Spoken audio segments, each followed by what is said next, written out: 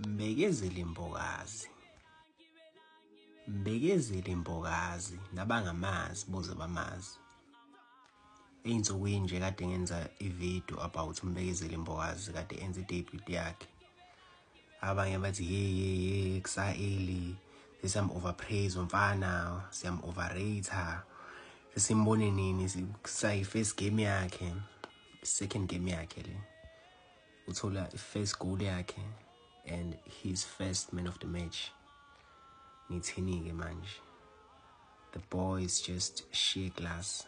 Umfana usane-potential eningi yokukhula and already now is doing something else. I mean, kuleli goal leli, the technique, the power and the control. I mean, even ama-strikers awanayo lento anayo lo mfana. Awanayo. Buka i-control, i-composure e-boxing.